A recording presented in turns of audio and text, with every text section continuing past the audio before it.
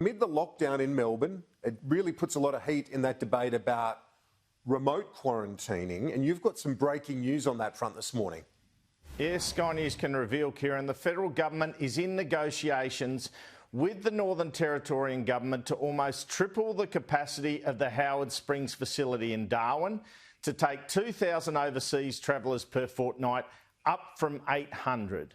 With Victorian Premier Dan Andrews flagging his desire to have less international travellers to Melbourne after the latest quarantine leak, and state premiers and the federal opposition piling the pressure on to have more regional quarantine, the Howard Springs deal shapes as a circuit breaker. When former top bureaucrat Jane Halton penned a report on quarantine for the federal government, she also suggested RAAF Learmonth near Exmouth in Western Australia as a potential surge or emergency site for quarantine. Given this is near airports, this could be another option for the federal government as it comes under pressure over the hotel's CBD quarantine regime.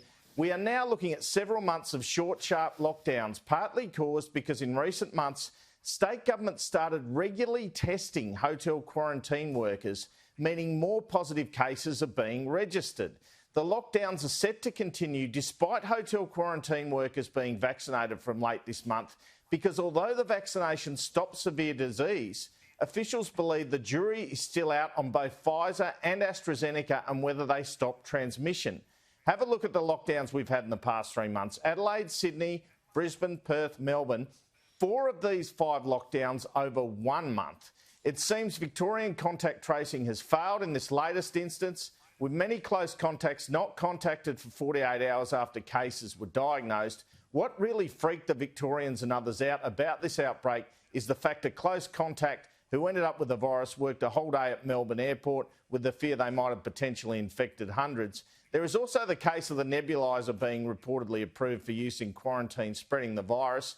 Despite all this, I'm told you'll not hear criticism from Scott Morrison or Josh Frydenberg this week about Victoria's approach, with the feds unhappy with the Victorian performance, but realising how much Australians want elimination and also burnt by previous forays against state premiers. Prime Minister Morrison looked to be caught up briefly in the Victorian restrictions following his trip to Victoria last week, after the initial advice out of New South Wales Health was if you'd been in Melbourne since January 29, you had to isolate. That was changed Friday night to isolation requirements only for people who arrived after midnight that night. At first, the New South Wales Chief Health Officer Kerry Chant and Health Minister Brad Hazzard went with the January 29 rule and then changed their minds after discussions with Premier Gladys Berejiklian and after, as a New South Wales health spokesman put it, a, quote, review of the decision, unquote, including on how many people had come from Melbourne and how easily they could be traced. That decision stopped the PM having to isolate.